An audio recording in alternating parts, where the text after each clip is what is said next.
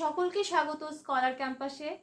আজকের আলোচনা বিষয় গণনাট্য আন্দোলনের অন্যতম পুরোধা বিজন ভট্টাচার্যের আগুন নাটক নিয়ে। আগুন নাটকের বিস্তারিত আলোচনা, তার অন্তর্নিহিত অর্থ, গুরুত্বপূর্ণ যে সকল প্রশ্নও আছে সেইগুলো, পাশাপাশি তার অর্থ তোমাদের সাথে বিস্তারিতভাবে আলোচনা করব এই ভিডিওতে। এই ভিডিওটি একটি টিউটোরিয়াল ভিডিও তোমাদের কাছে হবে। এই টিউটোরিয়াল ক্লাসটা যদি তোমরা মন দিয়ে করো তাহলে আমি তোমাদেরকে কথা দিচ্ছি পুরো বিষয়টা তোমাদের কাছে পরিষ্কার হয়ে যাবে, জলের মতো পরিষ্কার হয়ে যাবে। আগুন নাটকের প্রেক্ষাপট, বিষয়বস্তু এবং সারমর্ম সবটাই। পাশাপাশি যে সকল গুরুত্বপূর্ণ প্রশ্ন থাকবে আমি ভিডিও শেষে সেগুলো তোমাদেরকে বলে দেব। পাঠ্য পড়াতে পড়াতেও গুরুত্বপূর্ণ লাইনগুলো আমি তোমাদেরকে বলে দেব, তাই হাতে খাতা পেন আর বই নিয়ে বসো। যেই জায়গা আমি গুরুত্বপূর্ণ বলবো তোমরা সেই জায়গাগুলোকে মার্ক করে নেবে। যেই ওয়ার্ডসগুলো বলে দেব, নতুন শব্দ আছে বলে দেব, সেগুলো তোমরা মন দিয়ে খাতায় লিখে নেবে বা বইতে লিখে নেবে। ভিডিওটি শুরু করার আগে আমাদের জানতে হবে এই নাটকের প্রেক্ষাপট।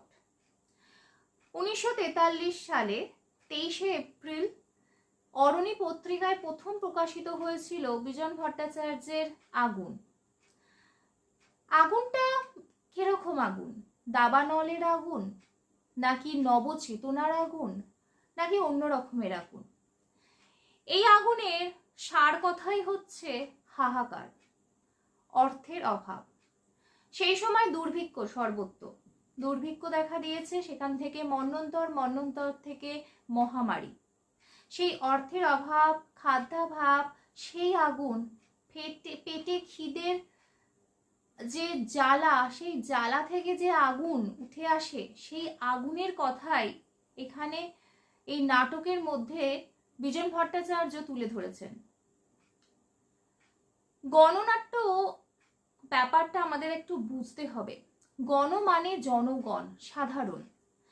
সেই সময় স্বাধীনতার আগে 1947 সালে ভারত স্বাধীন হয়, তার অনেকটা আগেই, ঠিক কিছুটা মুহূর্ত আগেই 1943 খ্রিস্টাব্দে জনগণের মধ্যে চেতনা জাগরণের জন্য, পরাধীনতা থেকে বেরিয়ে স্বাধীনতা অর্জনের যে নবজাগরণ বোধ জাগানোর জন্য নাট্যকারেরা বা নবনাট্যকারেরা গণ আন্দোলনের মাধ্যম বেছে নেন, নাট্যরূপী একটা পন্থা বা হাতিয়ার বেছে নেন জনগণের মধ্যে জনচেতনাকে জাগরণের জন্য, বিদ্রোহী সত্তাকে জাগরণের জন্য। তারা সর্বত্রই নাটক লিখতে থাকেন এবং নাটক পরিদর্শন হতে থাকে। সেই রকমই প্রেক্ষাপটে পাঁচখানা ভিন্ন ভিন্ন দৃশ্যতে বিভক্ত এই নাটক একটি একাঙ্ক নাটক। আপাত দৃষ্টিতে পাঁচখানা ভিন্ন ভিন্ন দৃশ্য মনে হলেও সর্বশেষে কিন্তু এই নাটক একটি মাত্র সূত্রে গাঁথা, আর সেই সূত্র হলো খাদ্যের অভাব, চালের অভাব, একমুঠো চালের অভাব। এই নাটকে আমরা দেখতে পাবো হতদরিদ্র, দরিদ্র, কৃষক, মধ্যবিত্ত, উচ্চবর্ণ, হিন্দু, মুসলমান, বাঙালি, উড়িয়া, সবাই সবাই একটা জায়গায় এসে মিলেছে। তারা একটা জায়গায় এসেই জড়ো হয়েছে, লাইন দিয়েছে। কোথায়? তারা রেশন দোকানে লাইন দিয়েছে। কিসের আশায়? এক মুঠো চালের আশায়। এই নিয়েই আগুন নাটক। আগুন নাটকে আমরা পাঁচখানা ভিন্ন ভিন্ন দৃশ্য পাব। সেই দৃশ্যের মধ্যে 5 রকমের পরিস্থিতি আমাদের কাছে তুলে ধরেছেন নাট্যকার। তাহলে সময় নষ্ট না করে এবার ভিডিওটা শুরু করা যাক, পড়াশোনা শুরু করা যাক। আরেকটি বক্তব্য, সেটি এই আগুন নাটকটি আমি পর্বের মাধ্যমে তোমাদের কাছে তুলে ধরব। তাই যতগুলো পর্ব আসবে তোমরা মন দিয়ে দেখো এবং ক্লাসটি করো। একাদশ শ্রেণীর সেকেন্ড সেম আগুন বিজন ভট্টাচার্যের নাটকের প্রথম পর্বের আলোচনা। প্রথম পর্বে প্রথম দৃশ্য। প্রথম দৃশ্যে ভোরের অস্পষ্ট আলোয় আমরা দেখতে পাবো একটা দরিদ্র পরিবারে ঘরের সংসারের টুকিনাকি সকল রকমের দৃশ্য। একটা গৃহকর্তা তার ঘুমন্ত স্ত্রীকে তাড়া দিয়ে তুলছেন কিসের জন্য? চালের দোকানে লাইন দেওয়ার জন্য। তারপরে তাদের জীবনের যে সকল সমস্যা আছে তারা তাদের সন্তানকেও ডেকে তুলছেন যাতে তাড়াতাড়ি করে চালের দোকানে লাইন দিয়ে তারা দাঁড়ায়, এবং সেই ছেলেটির যখন ঘুম সম্পূর্ণ না হয় সে কিরকম উক্তি রাখে, এই সবটাই আমরা দেখতে পাবো এই প্রথম দৃশ্যে। প্রথম দৃশ্য শুরু হচ্ছে একটা দরিদ্র পরিবারের তাদের জীবনের দৈনন্দিন চিত্র দিয়ে। তাহলে নাট্যটা শুরু করা যাক। প্রথম দৃশ্য, প্রত্যুষকাল মানে ভোরবেলা।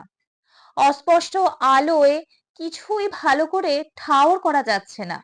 মানে ভোরবেলা কি হয়, পর্বত তো আবছা থাকে, আলো সেভাবে ফোটে না, তাই ঠিকঠাক ভাবে নজরে আসছে না। ঠাউর মানে নজর। সাংসারিক টুকিনাটি জিনিসপত্রগুলো দেখাচ্ছে আবছা আবছা, মানে সংসারের ছোট ছোট সব জিনিসগুলো সবই যেন একটা আবছা আবছা অস্পষ্ট দেখাচ্ছে। অপরিচ্ছন্ন পরিবেশের মাঝখানে দেখা যায় একটা মেটে জ্বালা মানে মাটির জ্বালা। তার গা ঘেঁষে একটা বাঁশের আলনার ওপর দেখা যায় ঝুলন্ত একখানা নোংরা কাপড়, একটা ছেঁড়া চট আর একখানা পুরনো ছেঁড়া কাঁথা। আলনায় কি কি ঝুলছে, জামা কাপড় রাখার যে আসবাবপত্র তাকে আলনা বলা হয়। কি কি ঝুলছে এখানে তার উল্লেখ করা হয়েছে। মেঝের ওপর জন তিনেক লোক কাপড় মুড়ি দিয়ে শুয়ে পড়ে আছে। তাহলে এই পরিবারে কটা লোক আছে? তিনখানা লোক আছে।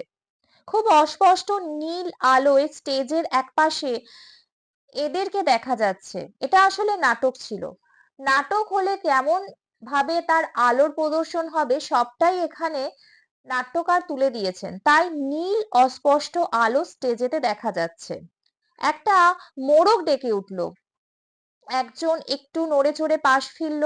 ঘুমের ঘোরে কে যেন আপন মনে বিড়বিড় করে উঠে চুপ করে গেল। যা হয় ভোরবেলা ঘুম ভাঙলে বা অযাচিত কাউকে ডাকা হলে আমরা যেরকম আচরণ করি, এটা তারই দৃশ্য। মোড়কটা আবার ডেকে উঠল, একটু চুপচাপ। দূর গায়ের আজানের শব্দ কানে ভেসে আসছে। আজান মানে আহ্বান, যা দিয়ে ভোর শুরু হয়। কাদের? আমাদের যে মুসলমান কাস্ট আছেন তাদের তাদের এটি একটা প্রেয়ার বা প্রার্থনার প্রথম অঙ্গ। জীবনের প্রথম দিন শুরু হয়, জীবনের প্রথম অংশ একটা দিনে শুরু হয় আজান দিয়ে তাদের। একটা কাক ডানা ঝাপটে ডেকে উঠল, আবার একটু চুপচাপ। মোড়কটা আবার ডেকে উঠল। একটু করে একটু পরে একটা হাই তোলার শব্দ কানে এলো। মনে হলো কে যেন আড়মোড়া ভাঙছে। আড়মোড়া ভাঙা হচ্ছে আমাদের অঙ্গ প্রত্যঙ্গের আড়ষ্ট ভাঙা। আমরা যখন সকালবেলা ঘুম থেকে উঠি আমরা আমাদের অঙ্গগুলোকে একটু সচল করার জন্য যেই আলসি ভাঙি, দ্যাটস দা আড়মোড়া। এবার চরিত্রগুলো শুরু হচ্ছে। পুরুষ, পরিবারের প্রধান চরিত্র মানে কর্তা, গৃহকর্তা। হাই তুলছেন, হাই তুলে আড়মোড়া ভাঙতে ভাঙতে মানে জড়তা ভেঙে ইস, এইবার উঠতে হয় মানে এবার উঠতে হবে। আর শুয়ে থাকলি ওদিকে আবার গোলমাল হয়ে যাবে, যাবে নে।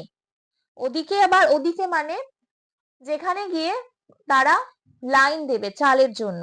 যদি এখনো শুয়ে থাকে, বেলা যদি আরো গড়ায় তাহলে কিন্তু দেরি হয়ে যাবে। বুঝিছ তো ঠেলাদা, মণিচাঁদ কাল দেরিতে যাইচ্ছে। একদম সেই নাইনি পেছনে মানে লাইনের পেছনে। নাইনি মানে লাইনের পেছনে সে দাঁড়িয়েছিল। সে একটু দেরিতে গেছে। মনীষাদ একটা চরিত্র।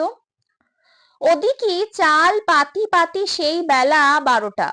তার আবার চাল পেতে পেতে কটা বেজে গেল? সে ভোর ভোর বেলা গিয়ে বেলা 12টা, মানে এত লোকে লাইন দিয়েছে। ঠিক যেমন আমাদের ডেমনিটাইজেশনের পরিস্থিতি হয়েছিল, সবাই ব্যাংকে গিয়ে লাইন দিচ্ছিল তাদের বাড়ির পুরনো নোটগুলোকে এক্সচেঞ্জ করবে বলে, জমা দেবে বলে। ঠিক সেরকম পরিস্থিতি সেই সময়, দুর্ভিক্ষের সময়। তাতেও আবার কথা আছে, চাল পাবা কি পাবা না, চাল পাবে কি পাবে না সেখানেও আবার কিন্তু একটা প্রশ্ন চিহ্ন আছে। হয়তো পাইলেই না, সকাল থেকে লাইন দিয়ে বেলা গড়ানোর পর হয়তো ভাগ্যে নাও জুটতে পারে চাল। কুড়নের মা তো দেখলাম কাল শুধু হাতে গিয়ে এলো, মানে আর একটা চরিত্র কুড়নের মা, সে তাকে কেই পুরুষ মানে পরিবারের যে গৃহকর্তা তিনি দেখলেন যে খালি হাতেই ফিরে এসেছেন, তিনি কিন্তু চাল পাননি। একটা বিড়ি ধরায় লোকটা শুয়ে শুয়ে, তাহলে লোকটা কি করছিলেন, শুয়ে শুয়ে বিড়ি আগুন লাগালেন। অস্পষ্ট আলোয় বিড়ির আগুনের আনাগোনা বেশ সুস্পষ্ট। যেহেতু মঞ্চের আলো নীল ছিল তাই জন্য বিড়ির আগুনটা বেশ স্পষ্ট দেখাচ্ছিল। আর অস্পষ্ট আলোয় বিড়ির আগুনের আনাগোনা বেশ সুস্পষ্ট, এই লাইনটা তোমরা ভিভিআই করে রাখো, পরীক্ষায় আসতে পারে। এই নেত্য বলি চিৎপাত হয়ে ঘুমোচ্ছিস যে বড় আরামে। পুরুষ তার স্ত্রীকে বলছেন, ওনার নাম নেত্য, যে তুই তাড়াতাড়ি ওঠ আর আরাম করে ঘুমাস না। এদিকে ফর্সা হয়ে এলো, খেয়াল আছে? মানে এলো মানে এলো, আস্তে আস্তে সকাল হয়ে যাচ্ছে, সেটা পুরুষ বলছেন তার স্ত্রীকে। আর গ্রাম বাংলায় বা আগেকার দিনে স্বামীরা তার স্ত্রীকে তুই বলে কথা বলতেন। উঠে পড় উঠে পড়, চাল আজ আর পাতি হবে, নানে দেহি সখেন। উনি বলছেন উঠে পড়ো উঠে পড়ো, আর আজ কি আর চাল পাবো, না দেখিস খন। নানে দেখিস সখেন অর্থ হলো না দেখিস খন। আবার একটু চুপচাপ। লোকটা পাশ ফিরে শুয়ে বিড়ির টানে। হঠাৎ উঠে বসে গা ঝেড়ে উনি উঠে বসে হঠাৎ করে গা ঝেড়ে বলছেন, না এই রকম ভাবে সময় নষ্ট করলি হচ্ছে আর কি। উনি বলছেন এইভাবে কি সময় নষ্ট করলে আর হবে। পাশে ঘুমন্ত স্ত্রীটির গায়ে ঠেলা মারে, হ্যাঁ রে ও নেত্যের মা, ওঠ এই বেলা। উনি বলছেন, আরে এবেলা এবার উঠে পড় রে, আর কত ঘুমোবি কদিনই, আরে আর কত ঘুমোবি রে আজকে। কলমি শাক, দাঁতন কাঠি আর কলা টলা যা কিছু রাখছিস খপ করে গোছায় নে, তারা বিক্রি করবে। কলমি শাক গ্রাম বাংলা শহরে সর্বত্র পাওয়া যায়। দাঁতন কাঠি মানে নিম কাঠিকে বলা হয়, দাঁত মাজার জন্য ব্যবহার হয়। কলা ঝা মানে যা কিছু রাখা আছে সব ভালো করে গুছিয়ে নে। এইগুলো বিক্রি করে শেষ পরে তো নাইনি গে চাল কিনবি, মানে এগুলো তারা বিক্রি করবে তাই জন্য বলছেন এই সামগ্রিকগুলো গুছিয়ে নে, তারপরে গিয়ে তো তোরা চাল কিনবি। যত সকালে যাবি ততই ভালো, যত সকাল সকাল যাওয়া যায় ততই ভালো। নে উঠে পড়, আর দেরি করিস নে।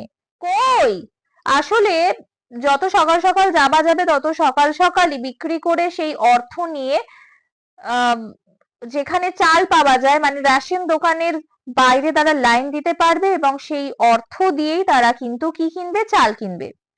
উঠলি নে এখনো, এখন এটা এহনও হবে। উঠলি নে এহনও মানে এখনো উঠলি নে, তো থাক শুয়ে তোরা, আমি চললাম। তাহলে তোরা শুয়ে থাক, আমি চলে গেলাম, পুরুষ বললেন। গামছাখানা বার দুয়েক ঝেড়ে কাঁধের ওপর ফেলে একটা ব্যস্তভাবে বেরিয়ে পড়ে। একটু পরেই উঠে বসে নেত্যের মা। নেত্যের গায়ে ঠেলা মেরে বলে, নেত্যের মা, নিতাই, নিতু, ও বাবা নেত্য, নে উঠে পড় বাবা এবেলা।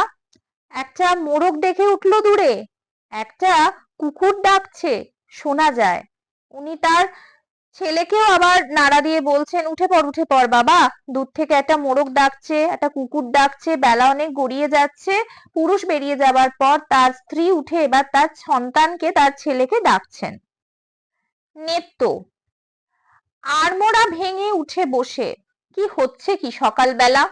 আচ্ছা, কাল হয়েছে রোজ সকালে, মানে একটা রোজ সকালের একই একটা রুটিন চলছে, একটু ঘুমানোর জো নেই। জো মানে উপায় নেই। কি এক নাইনির তাল হইছে। নাইনি মানে হচ্ছে লাইন দেবার একটা পব্য এসেছে। নেত্রের মা, ঘুমোস খন বাবা, ঘুমোস খন, দুপুরবেলা ঘুমোস খন, এখন এখন চল, নে উঠে পড় খপ করে। নেত্রের মা বলছেন, তুই দুপুরবেলা ঘুমিয়ে নিস, এখন তাড়াতাড়ি করে উঠে পড় বাবা। নেত্রের মা তাড়াতাড়ি ওর বাজারের সব সওদাগুলো একটু ঝুড়িতে গোটো করে আনে। সওদা মানে হচ্ছে ব্যবসা বিক্রি করার যে সকল জিনিসগুলো ছিল সেইগুলোকে একটা ঝুড়ির মধ্যে ভালো করে গুছিয়ে নিয়ে আসে। কলমি শাকগুলোর ওপর নেত্রের মা বার দুয়েক জলের ছিটে দিয়ে দেয়, তারপর ছেলেকে নিয়ে দ্রুত পথে বেরিয়ে পড়ে। আসলে ওরা বাজারে বিক্রি করতে যাবে এই বলে প্রথম দৃশ্য শেষ। একটা বিড়ি ধরায় লোকটা শুয়ে শুয়ে, তাহলে লোকটা কি করছিলেন, শুয়ে শুয়ে বিড়ি আগুন লাগালেন। অস্পষ্ট আলোয় বিড়ির আগুনের আনাগোনা বেশ সুস্পষ্ট। যেহেতু মঞ্চের আলো নীল ছিল তাই জন্য বিড়ির আগুনটা বেশ স্পষ্ট দেখাচ্ছিল। আর অস্পষ্ট আলোয় বিড়ির আগুনের আনাগোনা বেশ সুস্পষ্ট, এই লাইনটা তোমরা ভিভিআই করে রাখো, পরীক্ষায় আসতে পারে। এই নেত্য, বলি চিৎপাত হয়ে ঘুমোচ্ছিস যে বড় আরামে। পুরুষ তার স্ত্রীকে বলছেন, ওনার নাম নেত্য, যে তুই তাড়াতাড়ি ওঠ, তাড়াতাড়ি ওঠ আর আরাম করে ঘুমাস না। এদিকে ফর্সা হয়ে এলো, খেয়াল আছে? মানে এলো মানে এলো, আস্তে আস্তে সকাল হয়ে যাচ্ছে, সেটা পুরুষ বলছেন তার স্ত্রীকে। আর গ্রাম বাংলায় বা আগেকার দিনে স্বামীরা তার স্ত্রীকে তুই বলে কথা বলতেন। উঠে পড়, উঠে পড়, চাল আজ আর পাতি হবে, নানে দেহি সখেন। উনি বলছেন উঠে পড়ো, উঠে পড়ো, আর আজ কি আর চাল পাবো, না দেখিস খন। নানে দেখিস সখেন অর্থ হলো না দেখিস খন। আবার একটু চুপচাপ। লোকটা পাশ ফিরে শুয়ে বিড়ির টানে। হঠাৎ উঠে বসে গা ঝেড়ে, উনি উঠে বসে হঠাৎ করে গা ঝেড়ে বলছেন, না এই রকম ভাবে সময় নষ্ট করলি হচ্ছে আর কি। উনি বলছেন এইভাবে কি সময় নষ্ট করলে আর হবে। পাশে ঘুমন্ত স্ত্রীটির গায়ে ঠেলা মারে, হ্যাঁ রে ও নেত্রের মা, ওঠ এই বেলা। উনি বলছেন, আরে এবেলা এবার উঠে পড় রে, আর কত ঘুমোবি কদিনই, আরে আর কত ঘুমোবি রে আজকে। কলমি শাক, দাঁতন কাঠি আর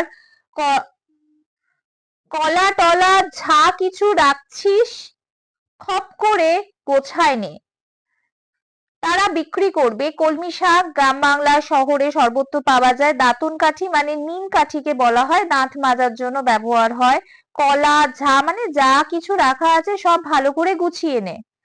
এইগুলো বিক্রি করে শেষ পরে তো নাইনি গে চাল কিনবি, মানে এগুলো তারা বিক্রি করবে তাই জন্য বলছেন এই সামগ্রিকগুলো গুছিয়ে নে, তারপরে গিয়ে তো তোরা চাল কিনবি। যত সকালে যাবি ততই ভালো, যত সকাল সকাল যাওয়া যায় ততই ভালো। নে উঠে পড়, আর দেরি করিস নে। কই, আসলে যত সকাল সকাল যাওয়া যাবে তত সকাল সকালই বিক্রি করে সেই অর্থ নিয়ে আহ যেখানে চাল পাওয়া যায় মানে রেশন দোকানের বাইরে তারা লাইন দিতে পারবে এবং সেই অর্থ দিয়েই তারা কিন্তু কি কিনবে, চাল কিনবে। উঠলি নে এখনো, এখন এটা এহনো হবে। উঠলি নে এহনো মানে এখনো উঠলি নে, তো থাক শুয়ে তোরা, আমি চললাম। তাহলে তোরা শুয়ে থাক, আমি চলে গেলাম, পুরুষ বললেন। গামছাখানা বার দুয়েক ঝেড়ে কাঁধের ওপর ফেলে একটা ব্যস্তভাবে বেরিয়ে পড়ে। একটু পরেই উঠে বসে নেত্রের মা। নেত্রের গায়ে ঠেলা মেরে বলে, নেত্রের মা, নিতাই, নিতু, ও বাবা নেত্য, নে উঠে পড় বাবা এবেলা। একটা মোরগ দেখে উঠলো দূরে, একটা কুকুর ডাকছে শোনা যায়। উনি তার ছেলেকেও আবার নাড়া দিয়ে বলছেন, উঠে পড়, উঠে পড় বাবা, দূর থেকে একটা মোরগ ডাকছে, একটা কুকুর ডাকছে, বেলা অনেক গড়িয়ে যাচ্ছে। পুরুষ বেরিয়ে যাবার পর তার স্ত্রী উঠে এবার তার সন্তানকে, তার ছেলেকে ডাকছেন। নেত্য আড়মোড়া ভেঙে উঠে বসে, কি হচ্ছে কি সকালবেলা? আচ্ছা, কাল হয়েছে রোজ সকালে, মানে একটা রোজ সকালের একটা একই একটা রুটিন চলছে, একটু ঘুমানোর জো নেই, জো মানে উপায় নেই। কি এক নাইনির তাল হইছে, নাইনি মানে হচ্ছে লাইন দেবার একটা পব্য এসেছে। নেত্যের মা, ঘুমোস খন বাবা, ঘুমোস খন, দুপুরবেলা ঘুমোস খন, এখন এখন চল, নে উঠে পড় খপ করে। নেত্যের মা বলছেন, তুই দুপুরবেলা ঘুমিয়ে নিস, এখন তাড়াতাড়ি করে উঠে পড় বাবা। নেত্যের মা তাড়াতাড়ি ওর বাজারের সব সওদাগুলো একটু ঝুড়িতে গোটো করে আনে। সওদা মানে হচ্ছে ব্যবসা বিক্রি করার যে সকল জিনিসগুলো ছিল সেইগুলোকে একটা ঝুড়ির মধ্যে ভালো করে গুছিয়ে নিয়ে আসে। কলমি শাকগুলোর ওপর নেত্যের মা বার দুয়েক জলের ছিটে দিয়ে দেয়, তারপর ছেলেকে নিয়ে দ্রুত পথে বেরিয়ে পড়ে। আসলে ওরা বাজারে বিক্রি করতে যাবে এই বলে প্রথম দৃশ্য শেষ। এরপর শুরু হচ্ছে দ্বিতীয় দৃশ্য। দ্বিতীয় দৃশ্যে আমরা একটা কিষানী পরিবারের চিত্র পাই। তিনি তার স্ত্রীর সাথে কথোপকথন করছেন এবং তাদের সংসারের খুঁটিনাটি এই চিত্রে উঠে আসে। তিনি তার স্ত্রীকে বলছেন একটু ধৈর্য ধরে কষ্ট করে দিনগুলো কাটাতে, কারণ চৈত্র মাসে যখন ফসল উঠবে, ধান উঠবে, তখন তাদের সমস্যা অনেকটা সমাধান হয়ে যাবে। তাহলে শুরু করা যাক। প্রথম দৃশ্যটা শেষ হতেই অস্পষ্ট নীল আলোর ফোকাসটা দ্বিতীয় দৃশ্যের ওপর এসে পড়লো। যেহেতু এটা নাটক, তাই জন্য একটা স্টেজ থেকে আরেকটা স্টেজ সিন পাল্টানোর জন্য আলোটা কোন দিকে ফোকাস হলো, নীল আলোটা দ্বিতীয় দৃশ্যের দিকে ফোকাস হলো। সেটা কিরকম? একখানা চালা ঘর, মানে কুড়ে ঘরের মতো, সামনে এক ফালি উঠোন, ঘরের চৌখাটের কাছে দাঁড়িয়ে একজন কৃষানী বা কৃষক, আর বাইরে খোলা জায়গাটায় দাঁড়িয়ে জনক কৃষান, অন্য আরেকজন কৃষান, খালি গা, হাঁটু পর্যন্ত কাপড় গুটানো, মাথায় গামছা ফেটা বাঁধা, ফেটা মানে পাগড়ি, হাতে কাস্তে নিয়ে পিঠ চুলকাচ্ছে। কৃষান, এই আর কটা দিন বউ বুঝলি, তারপর কলে কষ্টে এই চৈতিলির ফসলগুলো মাচায় তুলতে পারলি হয়। উনি তার স্ত্রীকে বলছেন, চৈতেলি মানে হচ্ছে চৈত্র মাসের ফসল, কষ্ট সষ্ট করে যখন মাচায় তুলে দিতে পারবে, কিছুদিনের মতো নিশ্চিন্ত, মানে নিশ্চিন্তি, কিছুদিনের মতো তারা তাহলে নিশ্চিন্ত হয়ে যাবে, কারণ অনেকটা ফসল তারা পেয়ে যাবে, অনেকটা শস্য তারা পেয়ে যাবে, তাহলে তাদেরকে আর চিন্তা করতে হবে না এই দুর্ভিক্ষের সময়। কি বলিস ওমা, তা কথা কইতি কি হচ্ছে তোর? উনি তার স্ত্রীকে বলছেন, কথা বলছিস না কেন, চুপ কেন, মুখ পানে চাইয়ে শুধু দাঁড়ায় আছিস? ঈষৎ হেসে উনি বলছেন, এক নজরে তুই চেয়ে আছিস কেন? ওই রকম করে চাস নে, সকাল বেলায় কাজ পন্ড করিস নে বউ, এই কয়ে দিলাম। উনি তার স্ত্রীকে বলছেন, সকাল সকাল আমার কাজ নষ্ট করে দিস না। একটা স্বামী স্ত্রীর মাঝে যে উষ্ণ ভালোবাসা, এখানে তারই দৃশ্য এখানে উঠে আসছে। বউ দুলে উঠে, এই চৈতেলির ফসল দা মাচায় তুলবো না, থাক, আর বলে কি হবে?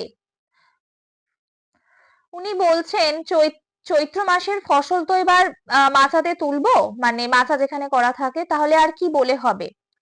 মনে মনে এই পর্যন্ত তো কত কিছু করব বলে ঠিক করলাম, পারলাম কই এত এখন তোরই? উনি বলছেন, এখনো পর্যন্ত কি আর পারলাম? কত কিনা শখ আহ্লাদ মনেতে পুষে রেখেছিলাম, দেখ আর কটা দিন একটু কষ্ট কর। পেছন ফিরে একটু এগিয়ে গিয়ে আবার ঘুরে দাঁড়ায়, আর দেখ এক্ষুনি তাড়াতাড়ি ফিরিস। উনি বলছেন, দেখ বেশি দেরি করবি না, তাড়াতাড়ি চলে আসবি। মাঠে মানে থেকে ফিরে এসে ধরে যেন প্রাণ আর তুষ্টতি চায় না, মানে তুষ্টতি মানে আর যেন থাকতে চাইছে না, মানে তিষ্ট করতে আর পাচ্ছে না। মাঠ থেকে ফিরে এসে কারণ তারা চাষি, তারা মাঠে যাচ্ছেন চাষ করতে। তুই আসবি সেই দুটোয়, তারপরে রাঁধবি, তারপরে খাবো, একটু তাড়াতাড়ি করিস।